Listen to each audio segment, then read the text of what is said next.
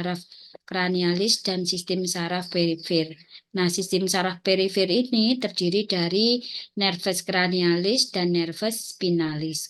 Di mana nervus cranialis dan spinalis tadi ada nervus yang yaitu yang membawa rangsang dari perifer ke sentral dan ada divisi motoris yang membawa rangsang dari sentral menuju ke perifer.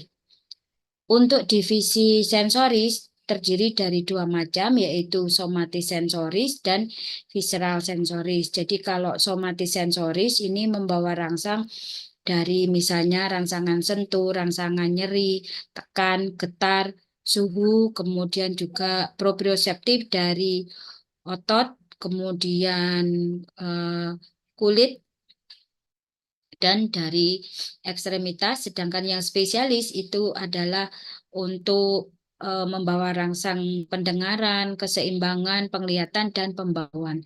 Sedangkan kalau yang sensoris visceral ini membawa rangsangan berupa regangan, nyeri, suhu, perubahan kimia darah, kemudian iritasi dari organ visceral, mual, dan muntah, dan yang spesialis adalah untuk pembawa rangsangan rasa.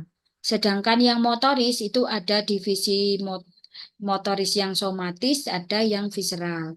Kalau yang somatis itu untuk menggerakkan otot-otot rangka, sedangkan kalau yang visceral itu untuk menggerakkan otot polos yang ada di organ visceral, yaitu di sistem kardiovaskuler, sistem respirasi, sistem pencernaan, kemudian perkemihan dan reproduksi ya. Jadi ada dua macam, yaitu parasimpatis dan simpatis, di mana parasimpatis ini berfungsi untuk mengatur gerakan dari organ-organ otot-otot polos di organ dalam pada kondisi istirahat, sedangkan kalau yang simpatis itu dalam kondisi siaga.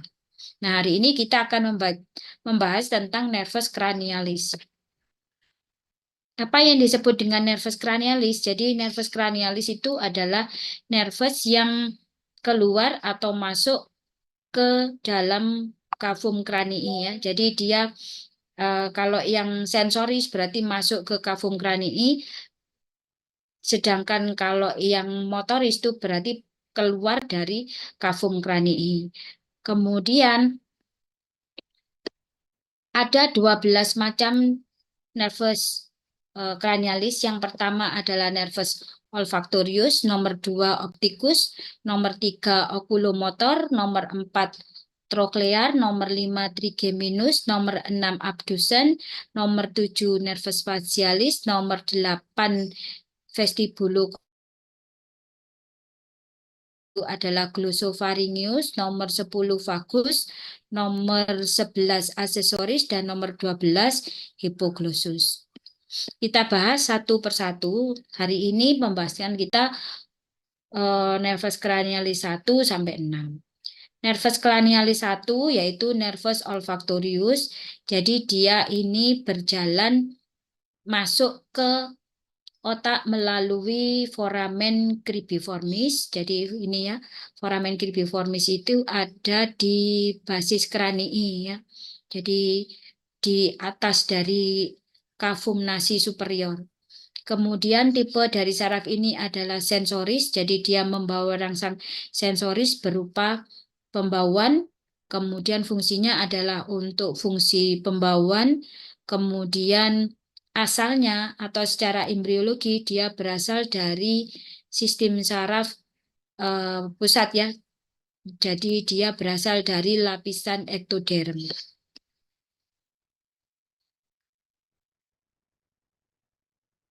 Nervus olfactorius ini merupakan nervus kranial yang pertama, kemudian juga nervus ini terpendek ya di antara 12. Kemudian dia tidak menuju ke brainstem.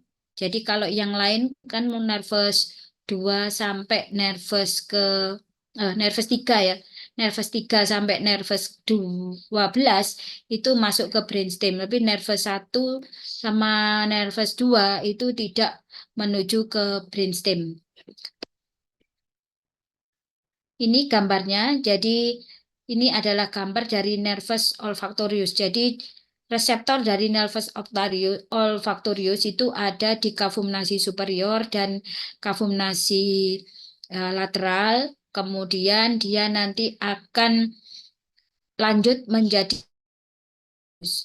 Nah, nanti dari kavum nasi superior lateral ini nanti dia akan menembus ke lamina cribriformis menuju ke otak, bergabung menuju atau membentuk yang disebut dengan bulbus olfactorius. Kemudian bulbus olfactorius ini nanti akan berjalan ke korteks ya. Jadi fungsinya adalah untuk proses pembauan. Jadi nanti ini apa? Reseptornya tadi kan ada di mukosa ya, di mukosa dari kavum nasi bagian superior tadi ya.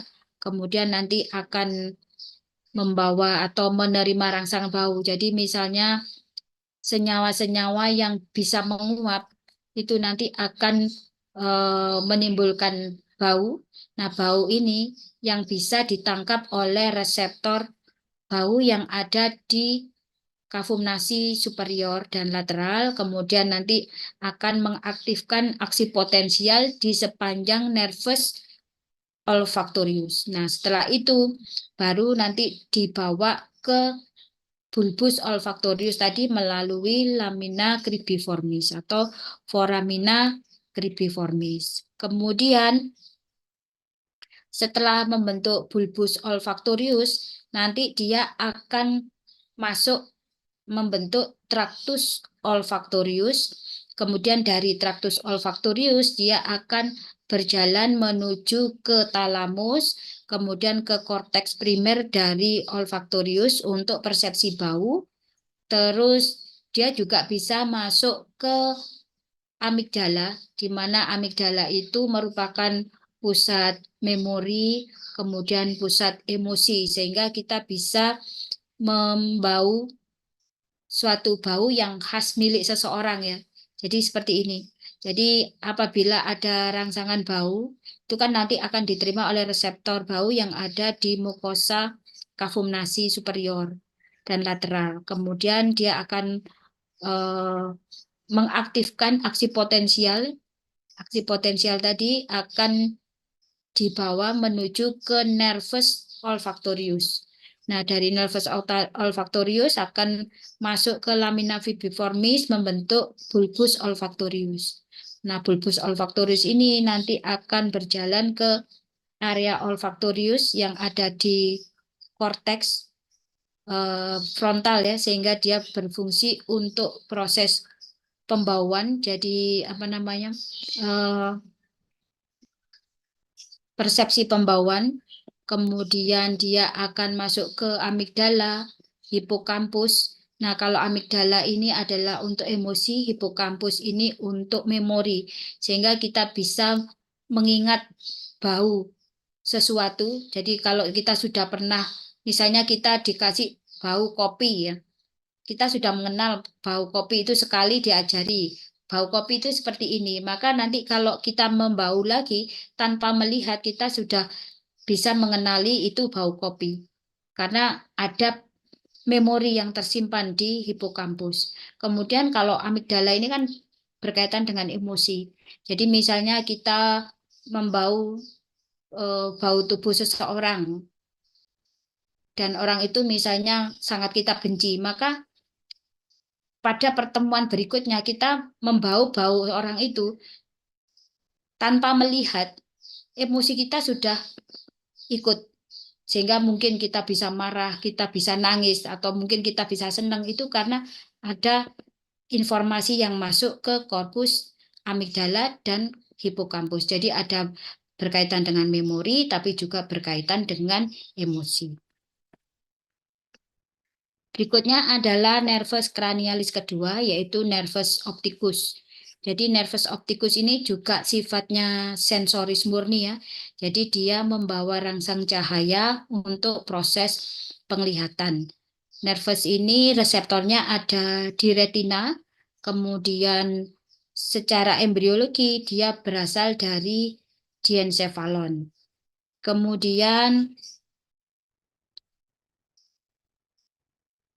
perjalanan dari nervus opticus. Jadi nervus opticus tadi itu kan membawa rangsangan cahaya. Jadi rangsangan cahaya yang jatuh ke mata itu nanti akan diterima oleh reseptor yang disebut dengan fotoreseptor yang terletak di retina.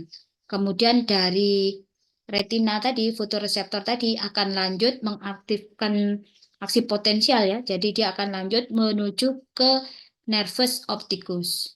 Nah, nervus opticus nanti akan masuk ke otak melalui kanalis opticus, kemudian menuju ke chiasma opticum. Nah, nanti di chiasma opticum ini nanti akan ada proses penyilangan ya, terutama yang retina bagian medial ya, yang bagian medial itu yang akan menyilang. Kemudian dari chiasma opticus nanti akan berjalan ke talamus.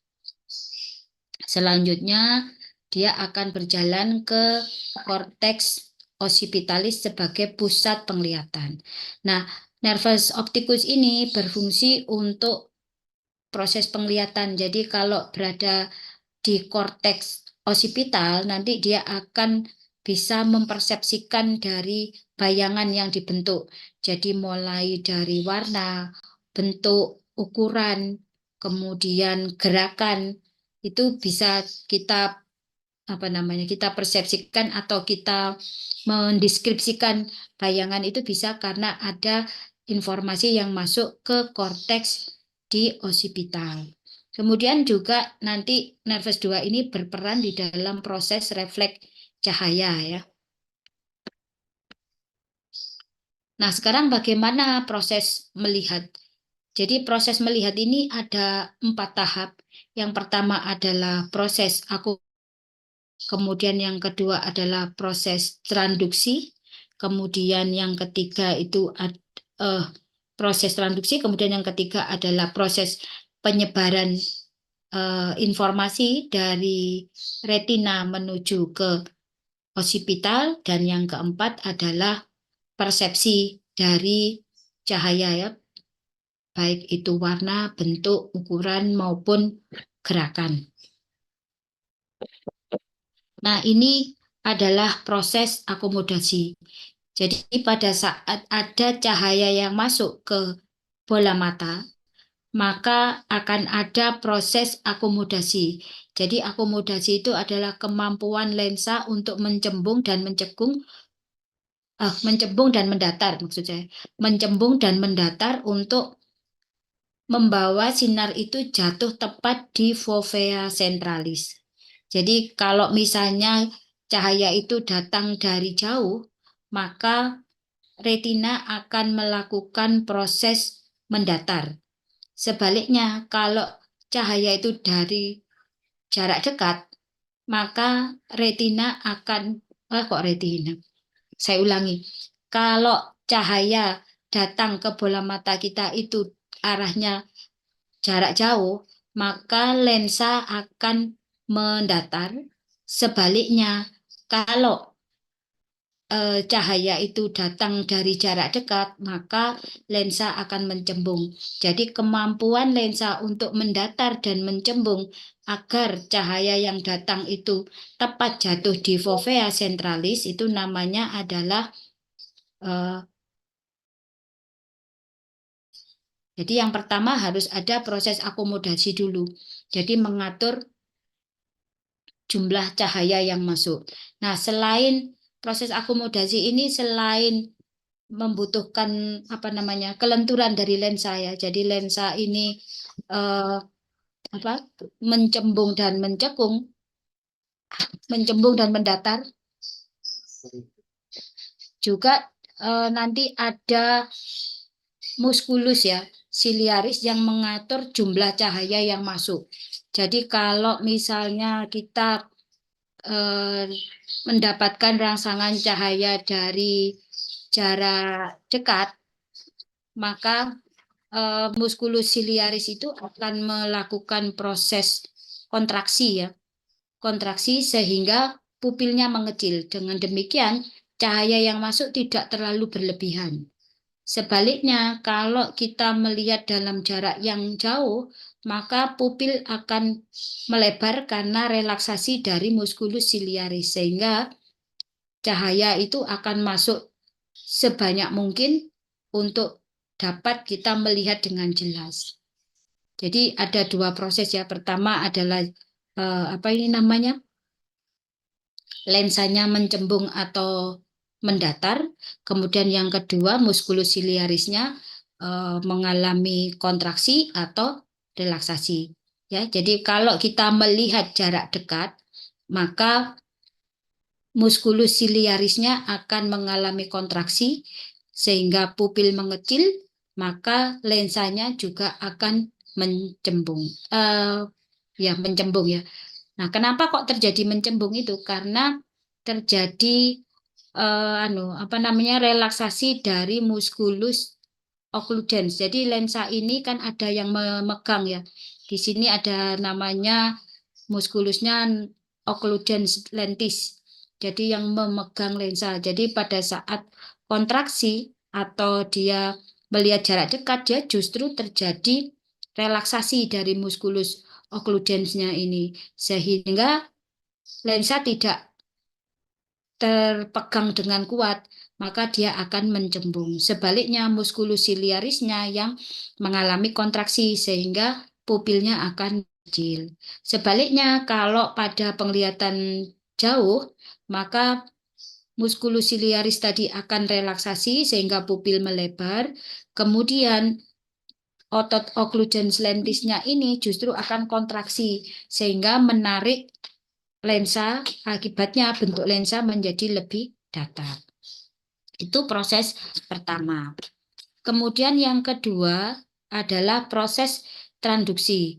Jadi cahaya yang masuk itu nanti kan akan jatuh di retina, yaitu di daerah yang disebut dengan fovea centralis. Nah, di daerah fovea centralis itu akan banyak sekali fotoreseptor, yaitu yang berbentuk kerucut.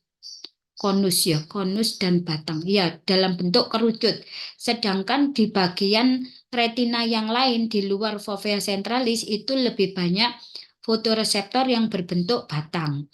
Kalau fovea centralis banyak mengandung fotoreseptor yang berbentuk kerucut, itu dia mampu menerima rangsangan cahaya yang membiaskan warna. Karena dia di sana mempunyai area ya. Jadi area eh, merah, kemudian area biru, kemudian juga area ambil anu nih area merah, biru, dan kuning ya. Jadi 3 area ini.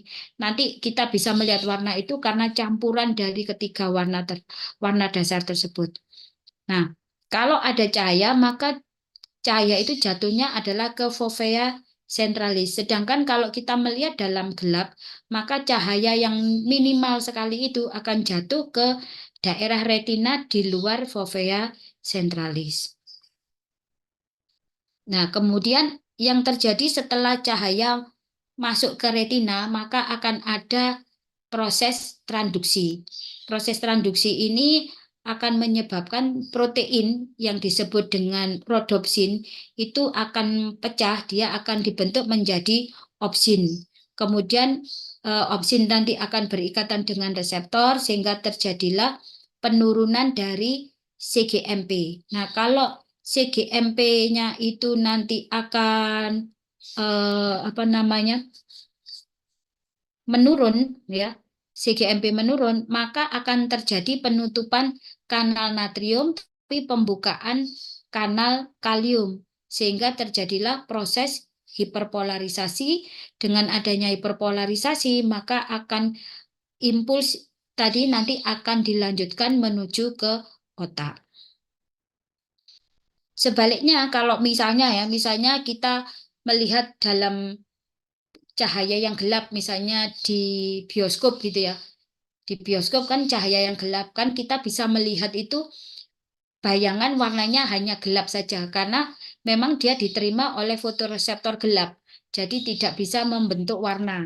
Maka cahaya tadi akan masuk ke fotoreseptor di daerah di luar fovea centralis, sehingga terjadi rodopsin pecah menjadi opsinnya itu sangat kecil sekali atau sedikit ya. Sehingga kalau dia pecahnya sedikit, opsinnya sedikit, maka CGMP-nya menjadi naik. Nah, kalau CGMP-nya naik, maka kanal natriumnya akan terbuka sehingga terjadilah kondisi depolarisasi. Nah, depolarisasi ini akan mengeluarkan neurotransmitter yang sifatnya menghambat. Karena dia neurotransmitternya menghambat, maka impuls listrik tidak bisa dilanjutkan ke otak. Akibatnya awalnya kita tidak bisa melihat, kemudian nanti akan melihat pelan-pelan, tetapi tetap bayangan itu berwarna hitam. Karena kita tidak bisa reseptornya kan tidak mempunyai reseptor warna ya, sehingga kita tidak bisa mempersepsikan adanya warna.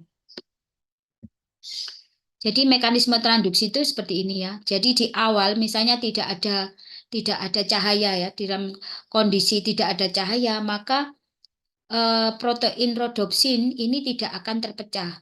Jadi protein rodopsin ini tidak akan terpecah sehingga akan menyebabkan CGMP-nya naik. Nah, kalau CGMP naik ini akan terjadi depolarisasi karena natrium akan masuk, kemudian akan mengeluarkan neurotransmitter yang sifatnya inhibisi sehingga dia tidak bisa melihat. Tetapi kalau misalnya kita nanti kena cahaya, ada cahaya yang masuk, kemudian cahaya itu diterima oleh retina di fotoreseptor di fovea centralis yang mengandung reseptor warna, maka akan memecah rodopsin menjadi opsin.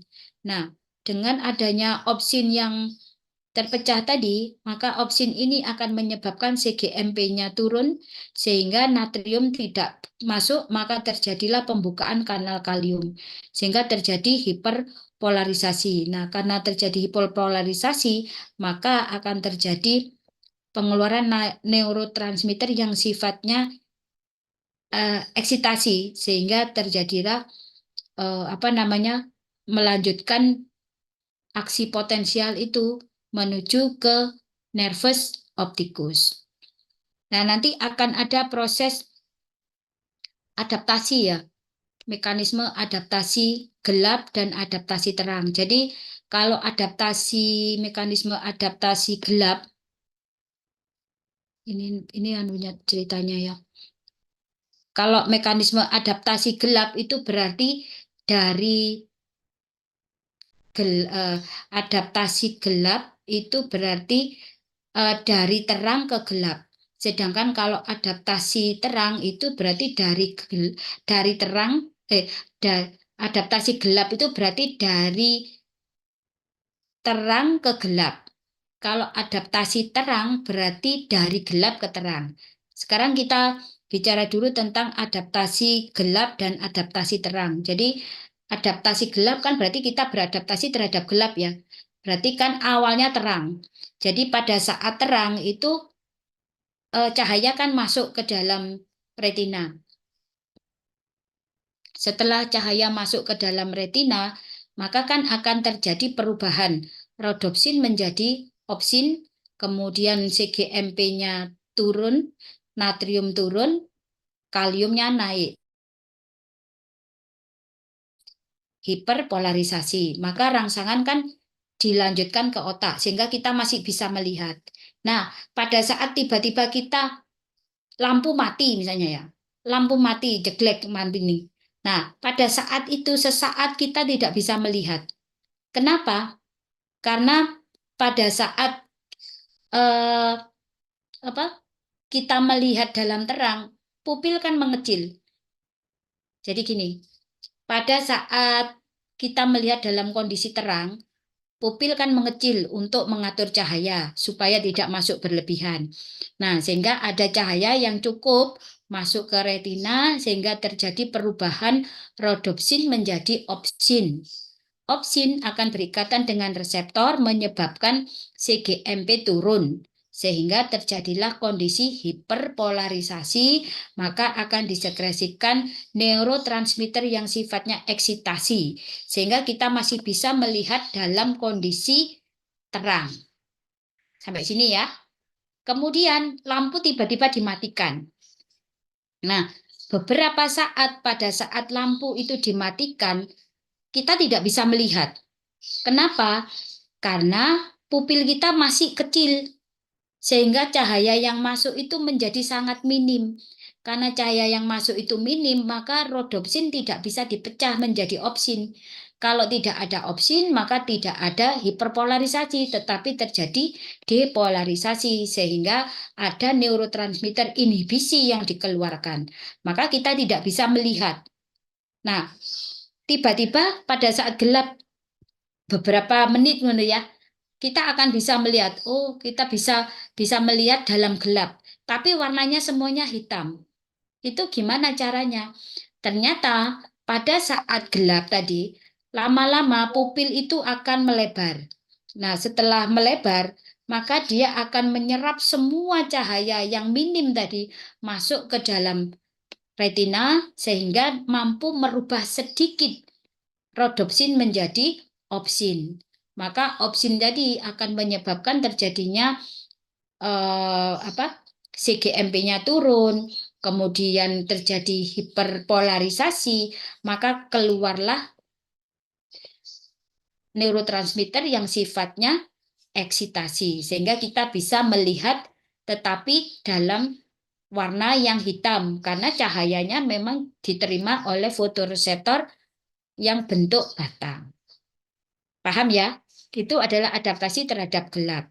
Artinya apa? Pada saat gelap, maka fotoreseptor itu sensitivitasnya akan meningkat. Sebaliknya, bagaimana kalau dari gelap ke terang? Pada saat kita berada di kegelapan, misalnya kita nonton bioskop di kegelapan, kan gelap kalau nonton bioskop, maka pupil kita akan melebar. Sehingga cahaya yang sedikit tadi itu akan masuk semua ke retina, mengaktifkan fotoreseptor di fotoreseptor batang, kemudian akan merubah rodopsin menjadi opsin, sehingga akan terjadi apa itu namanya, rodopsin menjadi opsin, sehingga ada rangsangan yang bisa masuk dilanjutkan ke otak. Maka kita bisa melihat dalam gelap, tetapi warnanya hitam. Kemudian kita keluar dari bioskop. Tiba-tiba lampunya menjadi terang benderang. Nah, pada saat lampu tadi terang benderang, maka pupil yang masih melebar tadi itu belum sempat nutup, maka cahaya yang masuk akan terlalu berlebihan. Nah, karena terlalu berlebihan, maka rodopsin yang dipecah itu menjadi sangat berlebihan, sehingga terjadilah yang disebut dengan bleaching atau silau. Maka kita tidak bisa melihat sesaat, tapi kita hanya melihat cahaya yang silau, kemudian lama-lama pupil akan mengecil untuk mendapatkan cahaya yang sudah cukup untuk merubah rodopsin menjadi opsin yang sesuai kebutuhan. Sehingga lama-kelamaan kita akan bisa melihat dalam terang dengan jelas. Nah, hal ini yang disebut dengan adaptasi terhadap terang. Jadi kalau pada kondisi adaptasi terhadap terang, maka sensitivitasnya menjadi lebih turun.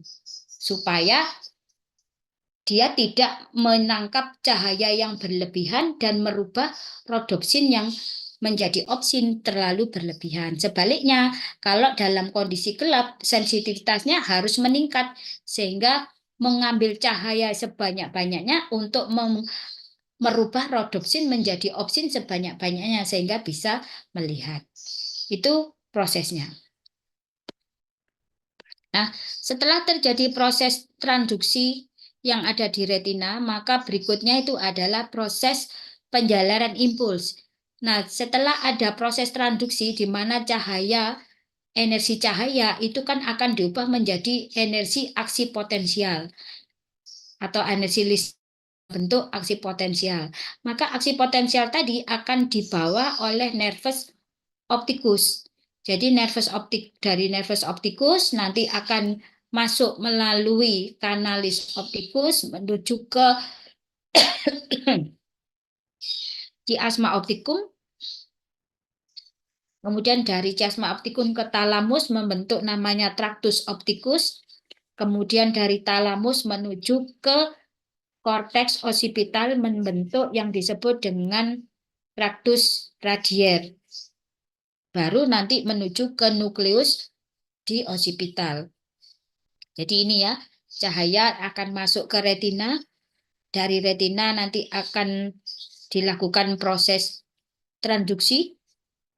Kemudian akan terjadi aksi potensial yang dilanjutkan melalui nervus opticus. Nervus opticus keluar dari cavum orbita ini melalui canalis opticalis atau canalis opticus, kemudian membentuk nervus opticus menuju ke chiasma opticum. Dari chiasma opticum nanti ke talamus membentuk tractus opticus, kemudian dari talamus ke cortex occipitali namanya adalah tractus radier. Nah, yang menarik di sini serabut di nervus opticus itu ada dua.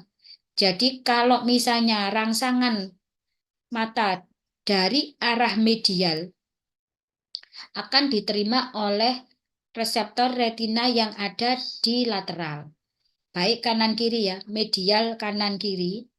Medial kanan kiri ini nanti akan diterima oleh reseptor retina yang ada di lateral. Kalau dari lateral, maka dia akan jalan ipsilateral, artinya jalan sesisi.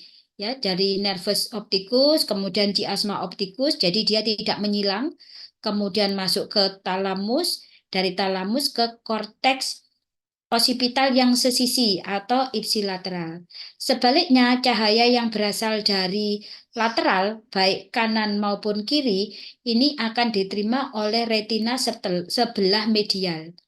Nah, karena dia berada di sebelah medial, maka dia berjalan nervus opticus tadi akan menyilang di chiasma opticum, sehingga dia akan mengarah ke kontralateral. Maka dia akan berjalan ke talamus kontralateral. Jadi kalau mata kanan ke talamus kiri, kemudian ke korteks sebelah kiri. Sehingga pada saat kita melihat dengan satu mata, maka kita bisa melihat bayangan karena kedua otak sisi kanan dan kiri itu menerima rangsangan yang sama.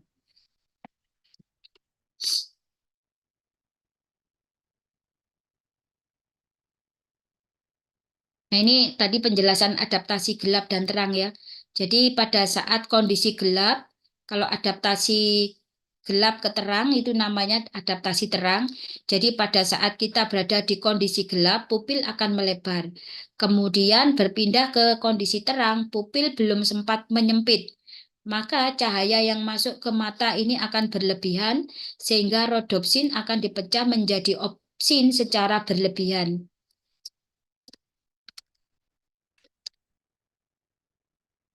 Akibatnya akan terjadi eh, hiperpolarisasi sehingga impuls listrik yang dikirim ke otak ini terjadi secara berlebihan, maka terjadilah kondisi yang disebut dengan silau atau bleaching. Nah, beberapa detik kemudian pupil akan beradaptasi, dia akan mengecil untuk mengurangi cahaya yang masuk sehingga rodopsin menjadi opsin tadi tidak berlebihan. Akibatnya kita bisa melihat bayangan dalam kondisi terang dengan jelas. Sebaliknya kalau yang adaptasi gelap, berarti awalnya kita dalam kondisi terang, di mana pupil ini menyempit. Kemudian pindah ke kondisi gelap, maka cahaya yang masuk ini masih sangat sedikit, maka opsin tidak terbentuk, sehingga terjadi depolarisasi dan impuls listrik tidak dilanjutkan ke otak karena yang keluar adalah neurotransmitter inhibisi ya. Nah, beberapa detik kemudian akan terjadi adaptasi dari pupil. Jadi pupilnya akan melebar sehingga sinar masuknya menjadi cukup banyak. Kemudian terjadilah pemecahan rodopsin menjadi opsin sehingga akan terjadi kondisi hiperpolarisasi, maka akan terjadi sekresi neurotransmitter yang sifatnya eksitasi, maka kita bisa melihat dalam kondisi gelap.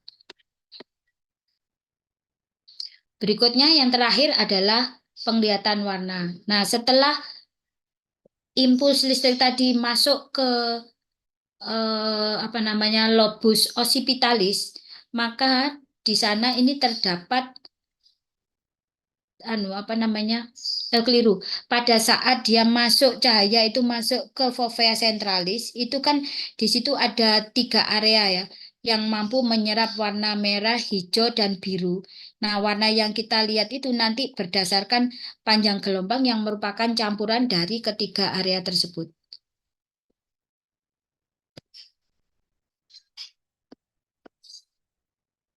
Jadi warnanya merah, merah, hijau, biru ya. Ini adalah warna dasarnya sehingga kalau misalnya panjang gelombangnya itu 700 tapi kita tidak bisa ya melihat dengan inframerah. Jadi kita itu eh, bisa melihat pada panjang gelombang sekitar sebelum inframerah sama infrared sama ya. Jadi sekitar 450 sampai 560 atau 600 ya. Itu adalah yang bisa kita lihat. Jadi kalau infrared kita tidak bisa melihat. Jadi kalau panjang gelombangnya misalnya kita bisa melihat warna 650 gitu ya misalnya di sini ya. Nah 650 itu berarti warnanya kan agak merah sedikit kekuningan ya. Berarti ada campuran antara warna merah dengan kuning sehingga warnanya sedikit oranye. Kalau misalnya masih 700 itu warnanya warna merah karena gelombangnya gelombang merah aja yang diterima. Kemudian kalau warna apa namanya? Kalau yang tadi misalnya ini 600 ya. 600 ini kan warnanya ada merah, ada kuning. Ini kan merupakan campuran dari gelombang merah dan gelombang hijau. Ditambah dengan gelombang hijau ya, gelombang merah dan gelombang hijau sehingga warnanya sedikit merah kekuningan. Kemudian kalau misalnya di 500 warnanya hijau ke arah kebiruan. Berarti kan campuran antara gelombang hijau dan sedikit gelombang biru. Nah, di sini ya, sehingga warnanya itu apa? Hijau kebiruan. Kalau misalnya di 437 di sini warnanya biru, maka ini adalah hanya menerima dari rangsangan apa reseptornya yang berwarna biru. Nah, ini nanti kita bisa mempersepsikan setelah rangsangan itu masuk ke lobus occipitalis. Karena kalau tidak masuk ke lobus occipitalis, maka kita tidak bisa mempersepsikan warna, bentuk, ukuran, gerakan dari suatu bayangan. Berikutnya adalah mekanisme refleks cahaya. Jadi pada saat kita memberikan cahaya pada mata, maka kan sinar akan masuk ke bola mata. Sehingga secara refleks akan terjadi kontraksi dari muskulus siliaris. Akibatnya akan terjadi pupil mengecil supaya cahaya itu tidak berlebihan masuk ke retina yang menyebabkan silau tadi. Nah, pada saat eh, ini kita berikan rangsangan ya, kita berikan rangsangan ke mata sebelah kiri misalnya, maka dalam beberapa detik rangsangan itu juga akan menyebabkan efek pada mata sebelah kanan. Nah, kenapa? Karena memang ada jalur refleks. Jadi kan refleksnya gini, sinar datang itu masuk ke retina, sehingga akan masuk kan dari apa cahaya akan masuk ke retina, kemudian sebentar, mati-mati.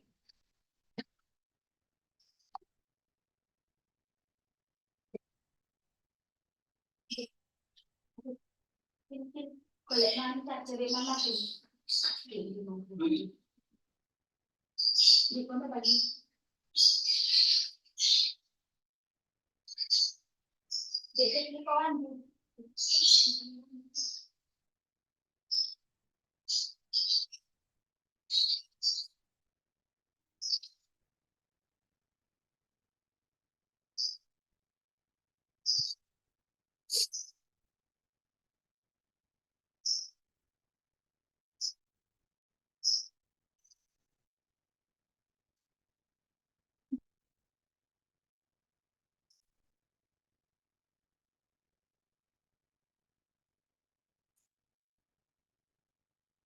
Jadi kan rangsangan datang misalnya di mata sebelah, bola mata sebelah kanan ya, rangsangan diberikan cahaya, ini kan akan masuk ke retina. Nah, setelah dari retina, ini kan masuk, kalau rangsangan itu dari arah lateral kan masuk ke medial. Kemudian menuju ke nervus opticus sisi medial, karena sisi medial dia kan akan menyilang. Dia akan menyilang, kemudian masuk talamus, masuk ke korteks di occipital sebelah kontralateral. Kemudian yang cahaya yang dari sisi lateral, medial, ini kan akan diterima oleh retina lateral, berjalan ipsilateral, nervus opticus, kemudian di chiasma opticum dia tidak menyilang, masuk ke apa ini namanya, ke talamus, kemudian di korteks. Nah, setelah dari korteks kan akan kembali, karena dia adalah refleks ya. Nah, kembalinya kalau yang dari medial tadi, ini kan nanti akan kembali melalui apa namanya, dari korteks, kemudian masuk ke talamus.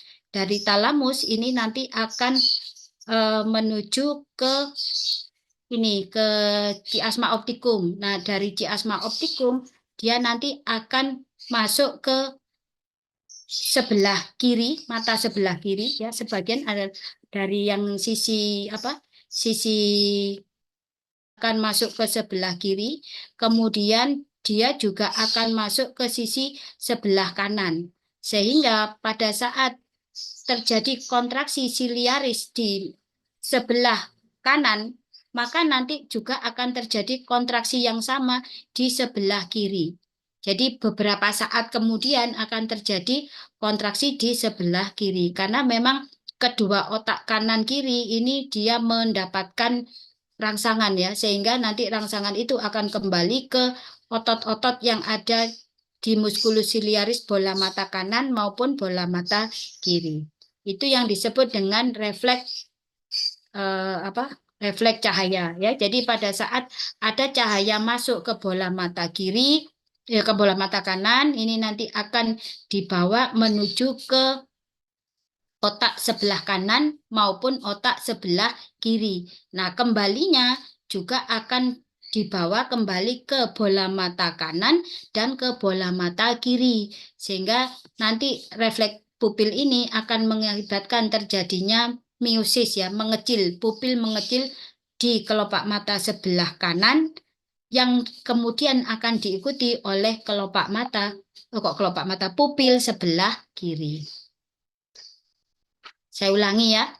Kalau ada rangsangan cahaya masuk di bola mata sebelah kanan, maka akan mengaktifkan yang disebut dengan korteks osipital kanan maupun korteks osipital kiri. Sehingga nanti jawabannya ini juga akan dibawa menuju ke musculus ciliaris di bola mata kanan maupun bola mata kiri. Efeknya akan terjadi kontraksi musculus ciliaris sehingga pupilnya akan mengecil di bola mata kanan yang diikuti oleh bola mata kiri. Itu sebabnya kalau kita meriksa apa namanya? Meriksa refleks cahaya yang pertama kan kita tutup ini. Bola mata yang tidak dirangsang itu kita tutup untuk melihat apakah ini terjadi proses miosis atau tidak di bola mata yang kita rangsang. Kemudian kita buka tetapi tidak kita buka dibebaskan langsung ya. Jadi di tengah-tengah di hidung itu jari-jari kita letakkan di hidung pasien sehingga ada cahaya yang masuk ke bola mata sebelah kanan itu tidak langsung kena bola mata kiri. Maka kita bisa melihat kedua bola mata ini nanti pupilnya bagaimana. Itu adalah cara meriksa refleks cahaya. Berikutnya nervus 3 yaitu nervus oculomotorius. Nervus oculomotorius ini bersifat motoris murni ya. Jadi dia berfungsi untuk mengatur gerakan dari bola mata. Jadi mengatur muskulus-muskulus yang mengatur gerakan bola mata karena bersifat somatis motoris. Tetapi kalau untuk mengatur gerakan musculus ciliaris ini disebut sebagai saraf parasimpatis yang motoris. Kemudian nervus oculomotorius ini karena dia sifatnya motoris berarti berasal dari sentral. Dia berasal dari pons, kemudian keluar melalui visura orbitalis superior, kemudian dia akan bercabang. Jadi cabangnya ada dua, yaitu cabang divisi superior dan divisi inferior. Kalau divisi superior, dia nanti akan memberikan inervasi ini ya, divisi superior. Jadi dia akan memberikan inervasi ke musculus rectus superior, musculus levator palpebra superior, dan musculus obliquus superior. Sedangkan yang divisi inferior ini nanti akan memberikan inervasi ke musculus rectus inferior, obliquus inferior, kemudian juga ke musculus ciliaris. Nah, fungsinya adalah untuk menggerakkan bola mata. Jadi muskulus yang diinervasi oleh nervus 3 itu semuanya diinervasi nervus 3 untuk gerakannya kecuali gerakan yang ke arah lateral dan ke arah bawah lateral ya. Jadi sekalian ngapal noni dua ini aja. Musculus rectus lateralis dan obliquus superior. Ini aja yang tidak diinervasi oleh nervus 3.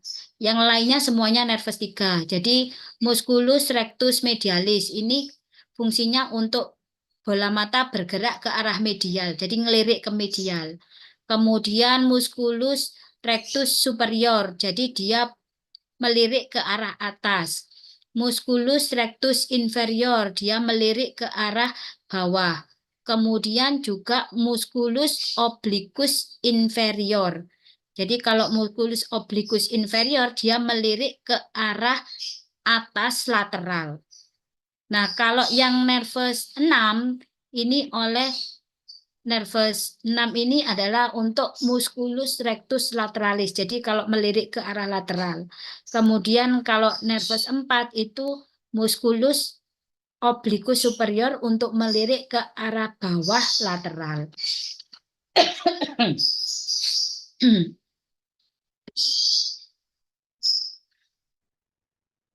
Berikutnya nervus 4 jadi adalah nervus trochlearis, dia juga bersifat motoris, jadi berasal dari pons, kemudian keluar melalui visura orbitalis superior, kemudian menuju musculus obliquus superior, karena dia berfungsi untuk melirik ke bawah lateral. Ya, ini ya, jadi dari pons kemudian masuk ke musculus obliquus superior, fungsinya adalah untuk melirik inferior lateral. Berikutnya adalah nervus kelima, yaitu nervus trigeminus. Jadi nervus trigeminus ini merupakan nervus yang terbesar. Dia mempunyai fungsi sensoris dan motoris. Nervus trigeminus ini nanti berjalan dari pons, kemudian keluar melalui ini ya, visura, berjalan melalui visura orbitalis superior, kemudian dia nanti kan ada 3 cabang, yaitu cabang ophthalmicus, kemudian cabang maxillaris dan cabang mandibularis. Ini bingungnya ya, gambar ini aja habis. Jadi nervus facialis tadi kan ada 3 cabang ya. Jadi cabang ophthalmicus, cabang maxillaris dan cabang mandibularis. Kemudian kalau yang cabang ophthalmicus dan maxillaris ini sifatnya sensoris murni. Kalau yang cabang ophthalmicus itu untuk sensasi di daerah kulit ya, daerah kulit di daerah dahi, kemudian kelopak mata bagian atas, Kemudian kalau maksilaris itu kelopak mata bagian bawah, hidung, dan pipi serta maksila bagian atas, maksila ya di daerah atas, bibir atas atau maksila. Kemudian kalau yang mandibula ini eh, membawa rangsangan dari daerah pipi bagian bawah, kemudian mandibula, kemudian dia juga bersifat motoris.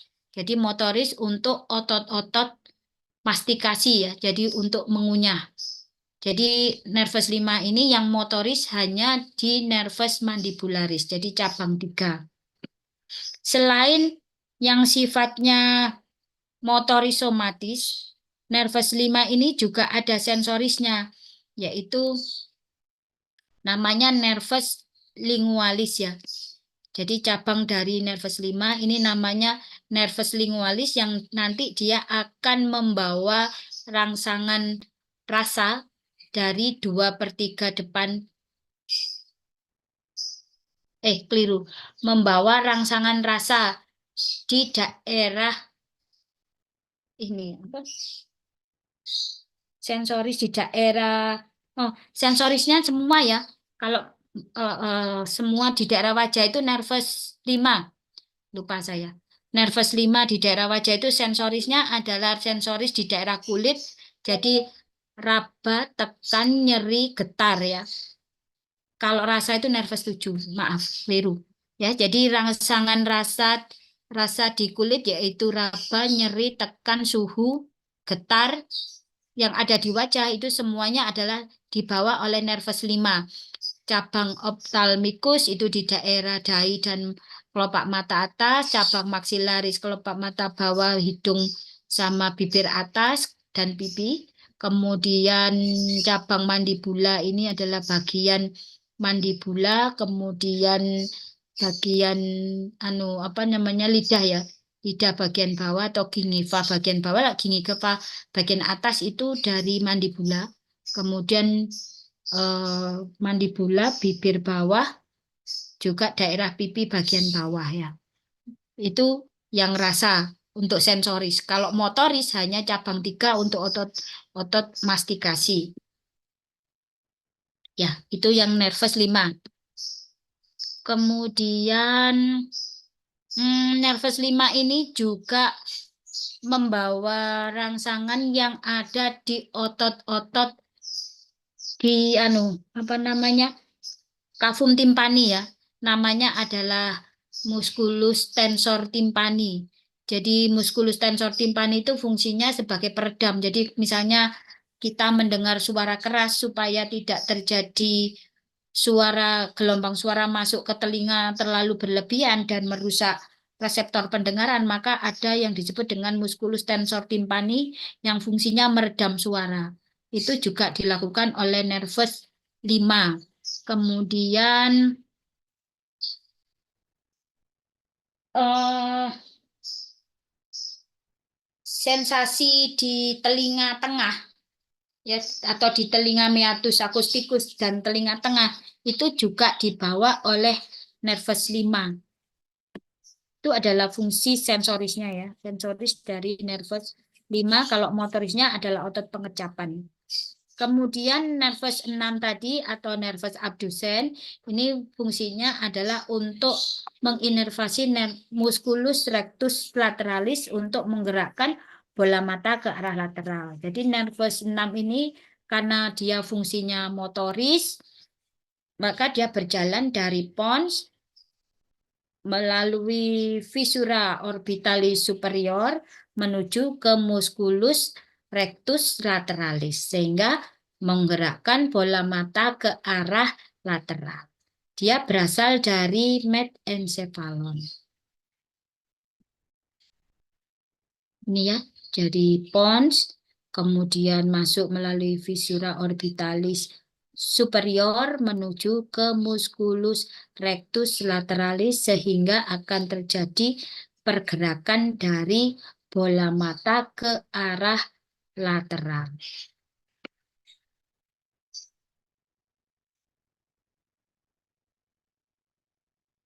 Loh, ini kok nervus 3 gambarnya.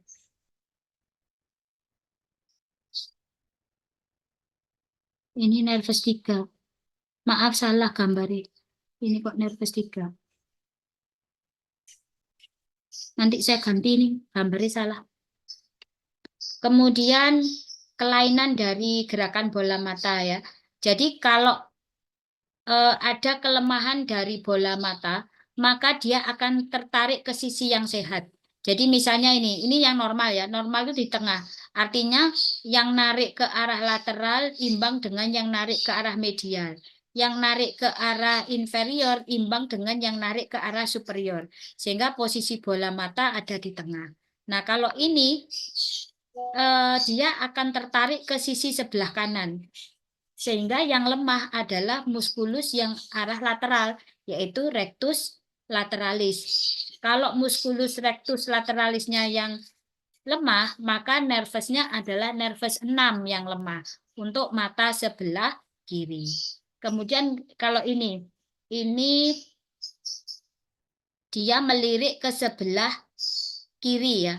Berarti yang kuat adalah rectus lateralis, sedangkan yang lemah adalah rectus medialis. Maka kalau di sini yang lemah adalah musculus rectus medialis, nervusnya adalah nervus 3 yang mata sebelah kiri, mata sebelah kanan normal.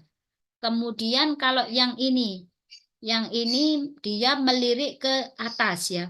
Kalau dia melirik ke atas berarti yang bawah yang mengalami kelemahan. Karena yang bawah mengalami kelemahan berarti musculus rectus inferior yang lemah. Nah, musculus rectus inferior itu disarafi oleh nervus 3. Sehingga yang lemah adalah nervus 3 musculus rectus inferior.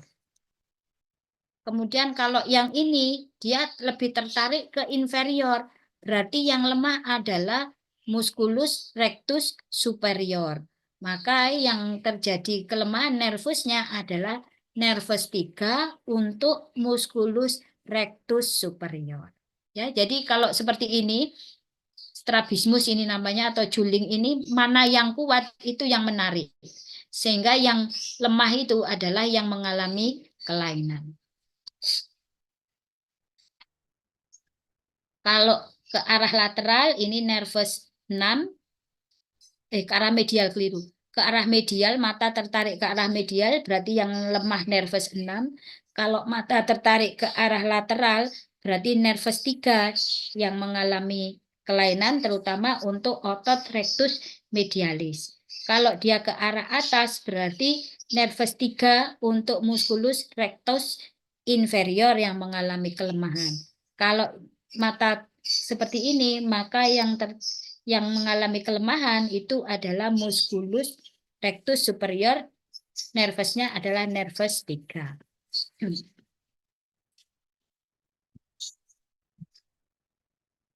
Kemudian bagaimana cara mengecek nervus cranialis?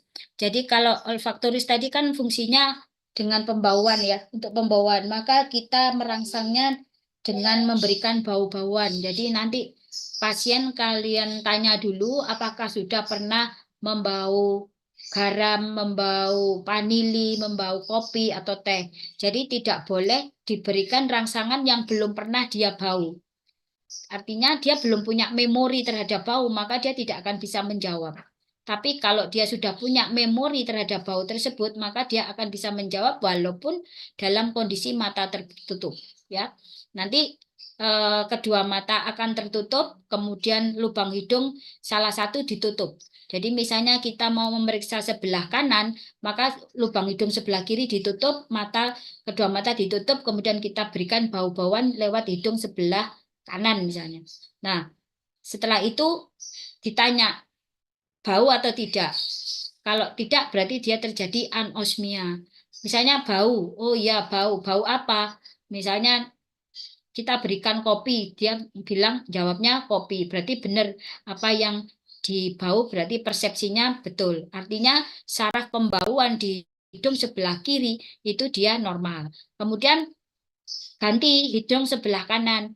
Hidung sebelah kanannya ditutup. Ya apa sih? Keliru aja saya ngomong. Bentar. Kalau kita meriksa hidung sebelah kanan, berarti hidung kiri ditutup ya. Hidung kiri ditutup, kemudian kita berikan bau-bauan di hidung kanan. Nah, kalau hidung kanan bisa membau sesuai dengan apa yang kita berikan, berarti normal untuk hidung sebelah kanan. Kemudian mau meriksa hidung sebelah kiri, ditutup hidung sebelah kanannya. Bau-bauannya diberikan di hidung kiri, kemudian pasien juga disuruh menutup mata, jadi tidak boleh membuka mata, kemudian kita tanyakan apa baunya. Kalau dia bisa menjawab normal atau betul, berarti nervousnya normal untuk hidung sebelah kiri. Itu cara memeriksa nervous 1. Kalau nervous 2 adalah dengan penglihatan. Maka kita bisa menggunakan Snellen chart namanya. Jadi kita apa namanya? Nanti kita suruh pasien itu untuk membaca huruf dengan jarak tertentu, misalnya jarak 5 meter. Kemudian nanti kita lihat mata sebelah kanan atau sebelah kiri. Kalau mau meriksa sebelah kanan, berarti mata sebelah kiri ditutup, kemudian kita tunjuk huruf-hurufnya. Apakah dia bisa membaca? Kalau misalnya pasien tidak bisa membaca, maka kita menggunakan dengan isyarat gerakan ya. Jadi gerakan dari apa? Jari-jari kita. Misalnya nanti 1 meter, dia bisa enggak melihat jari-jari kita. Kemudian 2 meter mundur, bisa tidak sampai 2 meter, 3 meter, 4 meter, 5 meter. Tidak bisa melihat jari-jari kita, maka kita beri rangsangan cahaya. Jadi ada senter gitu, kita sorotkan ke pasien, dia bisa melihat cahaya enggak? Kalau dia tidak bisa melihat cahaya, berarti ya memang buta. Tapi kalau bisa melihat cahaya, berarti artinya dia bisa melihat pada jarak yang tak terhingga ya, tapi hanya dalam bentuk titik tok aja. Kemudian bisa juga kita melihat dengan tes lapang pandang ya. Jadi nanti kita akan diajari untuk CSL-nya. Kemudian kalau okulomotor ini untuk melihat tadi gerakan bola mata. Maka pasien kita suruh melirik ke kanan, melirik ke kiri, kemudian melirik ke atas, melirik ke bawah. Ya, jadi kita bisa melihat apakah ada kelainan pada bola matanya, gerakan dari bola mata. Kemudian untuk nervous 3, 4, 6 ya kalau gerakan bola mata tadi. Jadi kalau untuk melirik ke kanan berarti kan mata sebelah kanan ke arah lateral, mata sebelah kiri ke arah medial. Berarti nervous 6 mata kanan, nervous 3 mata kiri. Kemudian kalau kita disuruh melirik ke sebelah apa medial, berarti kan medial itu berarti kan nervous 3 ya. Nervous 3 kanan kiri. Kemudian kalau bisa menulik ke atas berarti nervous 3 kanan kiri, ke bawah nervous 3 kanan kiri, kemudian melirik ke bawah atas itu nervous kok bawah atas, bawah luar ya. Bawah lateral atau bawah luar itu berarti nervous superior. Superior obliquus berarti nervous 3 ya. Kemudian kalau melihat ke atas superior lateral berarti nervous 4 yaitu inferior musculus inferior obliquus. Itu caranya nanti ya. Kemudian kalau nervous 3 minus tadi kan sensasi wajah ya. Jadi mulai diberikan rangsangan berupa rangsangan sentuhan halus, kemudian getaran, tekanan, kemudian juga nyeri ya. Mulai dari cabang 1 ophthalmicus, cabang 2 maxilla, cabang 3 mandibula. Kemudian disuruh untuk menggigit kertas gitu ya. Kemudian kita tarik untuk melihat apakah otot-otot yang berfungsi untuk mengunyah itu cukup kuat. Kemudian nervous 6 tadi sudah ya, 3, 4, 6 itu dengan cara kita suruh pasien melirik. Kalau 3 itu ke arah superior, ke arah inferior, ke arah medial, sama ke arah superior, ke arah superior lateral ya, ke arah superior lateral itu nervous 3. Kalau yang nervus 4 itu melirik ke arah inferior lateral. Keliru, Kak, keliru. Sik.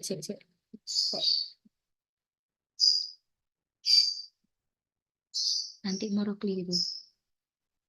Ini nervus 3 tadi ya.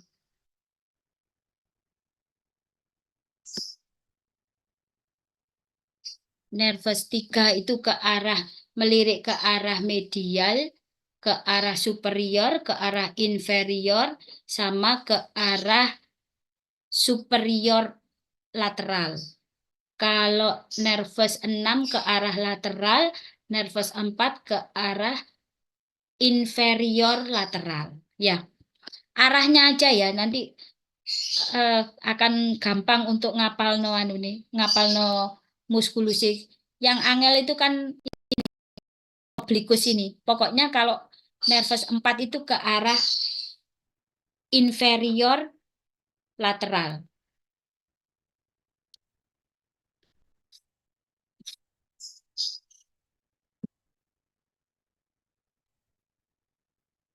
Sudah ada pertanyaan?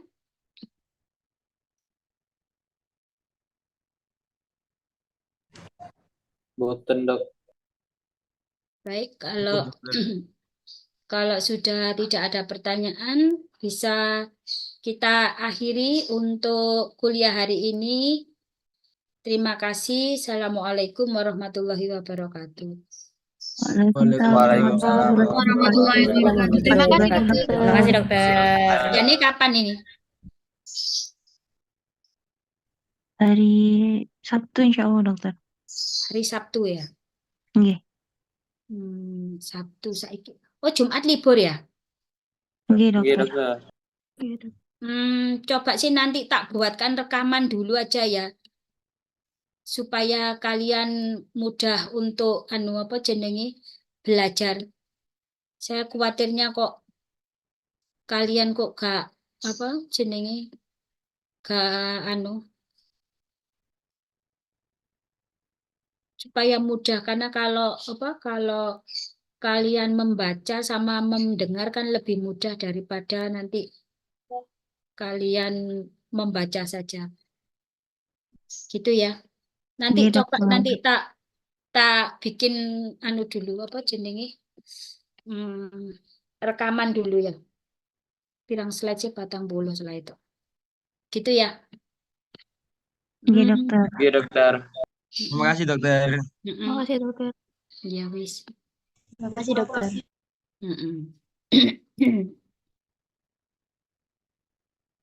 Saya live ya. Nggih, dokter.